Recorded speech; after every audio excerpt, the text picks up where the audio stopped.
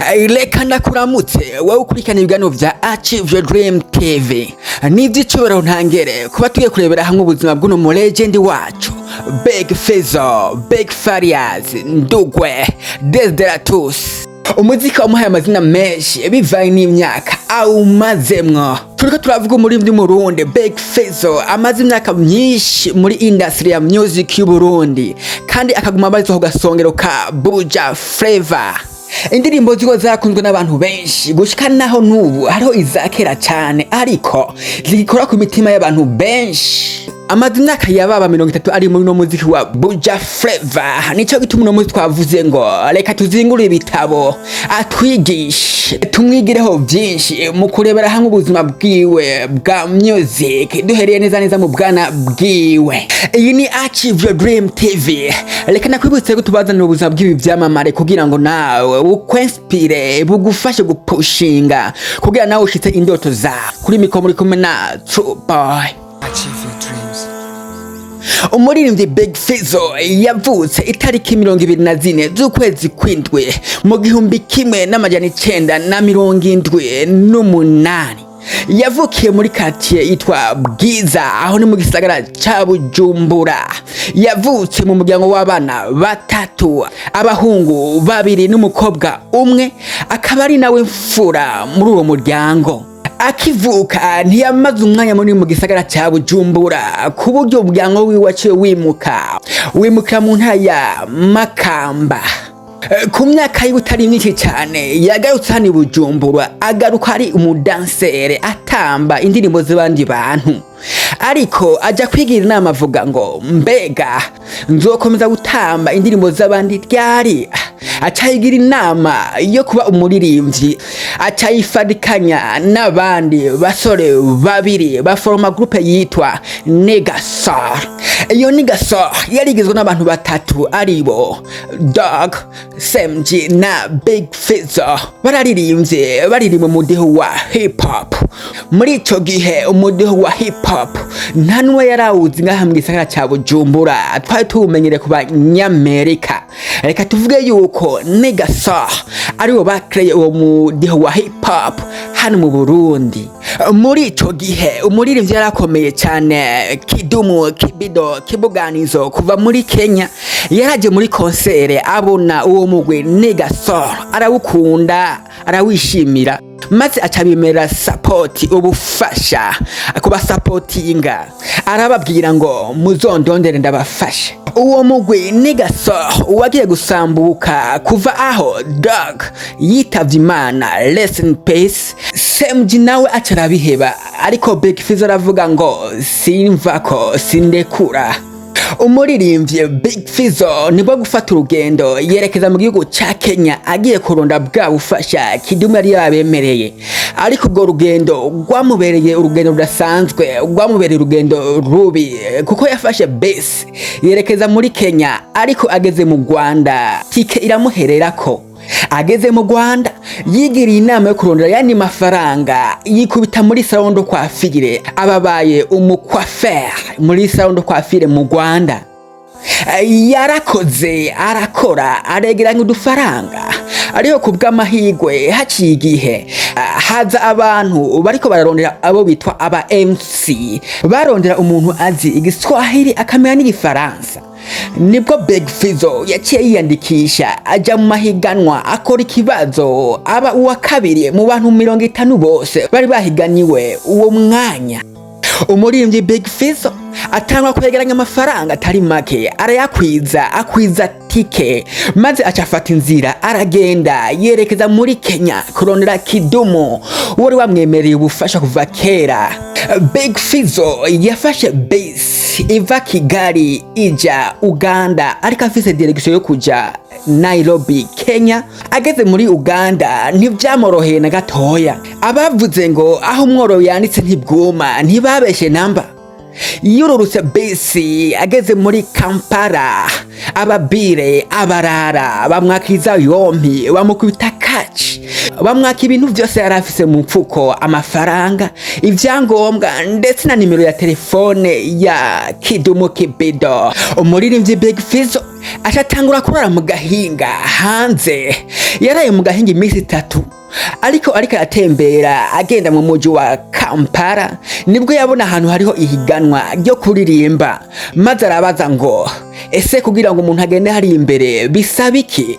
Nabo baramubwira ngo nta na kimwe no kwiyandikisha gusa.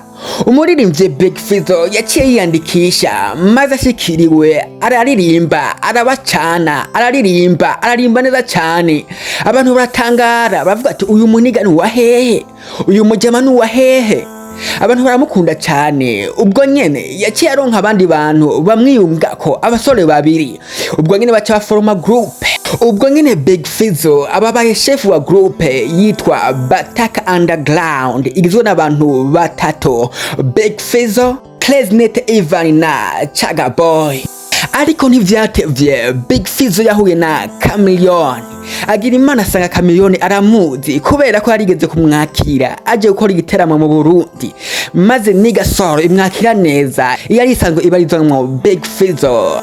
Big Fizzo aramubwira ko ntubimeze, maze Chameleone aramubwira ngo singusiga ngo tujane. Baciye baje umugambi wo kuja muri Kenya, Nairobi, aho Chameleone yari afise imigambi yiwe agiye gukora.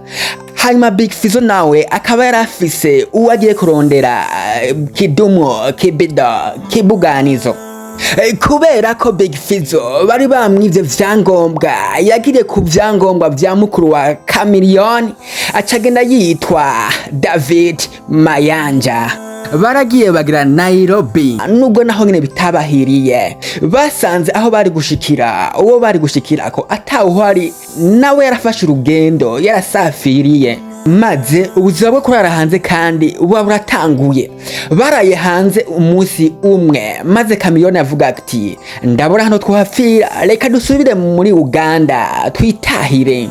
Big Fizzo nawe nta kundi yari kubigenza kubera ko ntiyari afise kuntu yohamagara Kidumu, nta nimero yari afise, ndetse n'amatelefone yaragoranye muri ico gihe. Bafashe direction baja kuri bisi, baja gutabuza amatike, ariko kubw'Imana igitekerezo kibacamwe bavuga ngo reka tubanze tuje gufungura.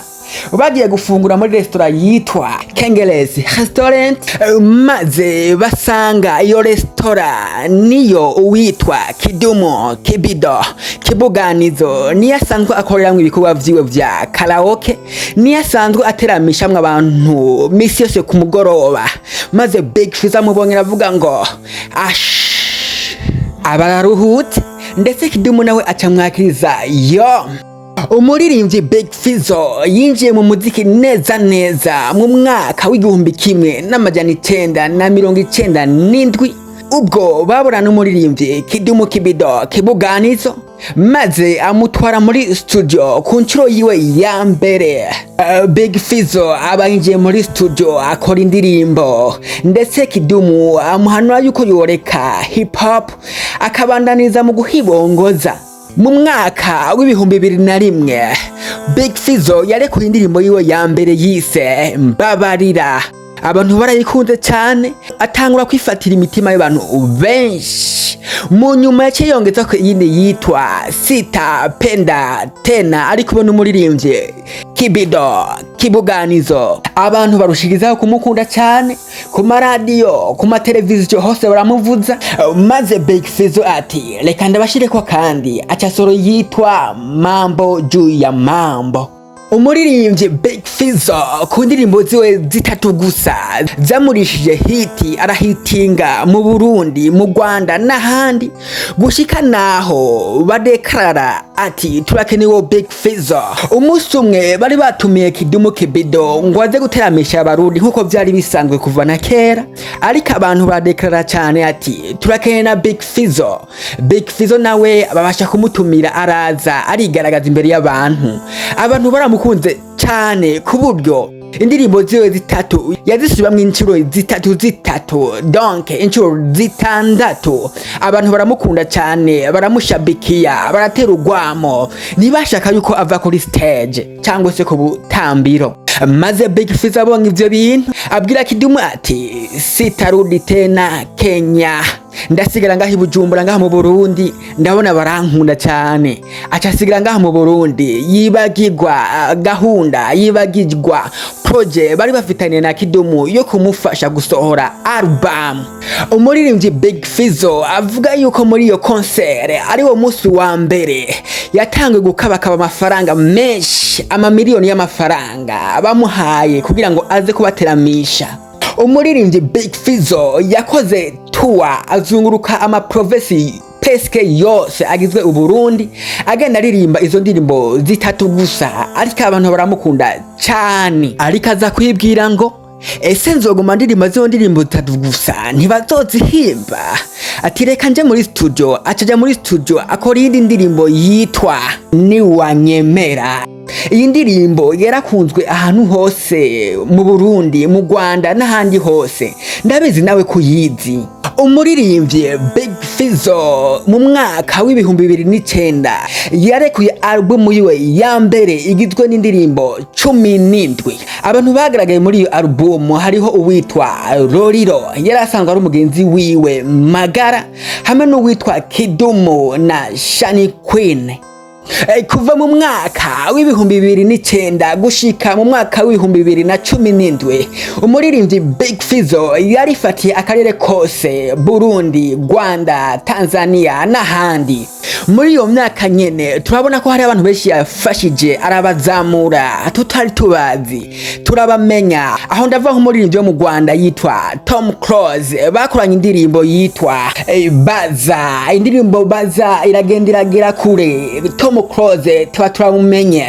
Yarongeye kandi akora n'abanyarwandakazi babiri cyane na Nina, bakorana indirimbo yitwa Indoro. Iyo ndirimbo yitwa Indoro yaragiye iba virusi mu karere kose, abantu barayikunda, abantu barayivyina, abantu barayishimira cyane. Na Nina tuba turabamenye muri ubwo buryo. Iyo ndirimbo nyene yamuhaye amahigwe yo gutumirwa mu bikorwa bidasanzwe vy'ugururwa vya Champion d'Afrique de Football CHAN vyabereye mu Rwanda, akaba ari nawe yari umutumirwa w'imena, aho hari mu bihumbi 2016. Mu bihumbi 2017 umuririmbyi Big Fizzo yasohoye album igira kabiri yitwa Fizzology. Iyo album ikaba yarigizwe n'indirimbo zishika 23. Iyo album yaramusunitse, iramusunika imugeza ku rundi rwego, aho yaca atahukana agashimwe cyangwa se certificat d'honneur nk'umukozi yakoze cyane uwo mwaka. Iyo certificat d'honneur akaba yayihawe n'uwari perezida w'igihugu cy'u Burundi nyakwigendera Petero Nkurunziza. Iyo album nyene yamuhaye amahigwe yo kuba ambassadeur, umuserukizi w'ishirahamwe yitwa Una mano par l'esperanza only, rikaba ryaturuka mu gihugu c'Ubutaliyano.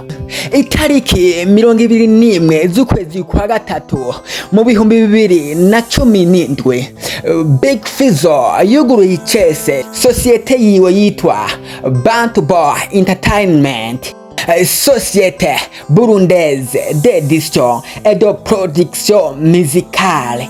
Kubw'urukundo akunda umuziki ndundi, yiyemeje gufasha abaririmbyi biciye muri iyo societe yiwe. Hakaba hariho nk'uwitwa Double J, Kiriku Akili, Dramati, Easy Boy, Musa Mario, Daniel n'uwitwa Joris. Mu mwaka w'ibihumbi 2022 yashize hanze double album yitwa Desideratus Legendary, zari zigizwe n'indirimbo 37. Zimwe muri izo ndirimbo hagaragayemwo uwitwa Double J, Kiriku Akili, Dramati, Musa Mario, Daniel, aba bashize ku isoko cyangwa se mu kibuga ca music. Umuririmbyi Big Fizzo yasohoye indirimbo nyinshi cyane, ndetse yigarura n'imitima y'abantu benshi biciye muri izo ndirimbo. Indirimbo ziwe zose zarakunzwe n'abantu, ariko ntitwokwirangiza izageza kumwa kurusha izindi. Harimo nk'iyitwa Mbarira yasohotse mu mwaka w'ibihumbi 2001, Leave Me Alone mu mwaka w'ibihumbi 2003, Niwanyemera mu mwaka w'ibihumbi 2006, Sinoguhisha mu mwaka w'ibihumbi 2007, Sinarinzi mu mwaka w'ibihumbi 2007 nanone, Munyana mu mwaka w'ibihumbi 2009, Nataka Wajue mu mwaka w'ibihumbi 2011, Ndakumisinze hamwe n'iyitwa Baju mu mwaka w'ibihumbi 2013, What's My Name mu mwaka w'ibihumbi 2014, Indoro ari kumwe na Charly na Nina mu mwaka w'ibihumbi 2015, Urambabaza mu mwaka w'ibihumbi 2017, Se mu mwaka w'ibihumbi 2018, Guyanje mu mwaka w'ibihumbi 2020, Suguwa featuring Jokes mu mwaka w'ibihumbi 2022, Ngangari mu mwaka w'ibihumbi 2023, Superman mu mwaka w'ibihumbi 2024, hamwe n'izindi nyinshi.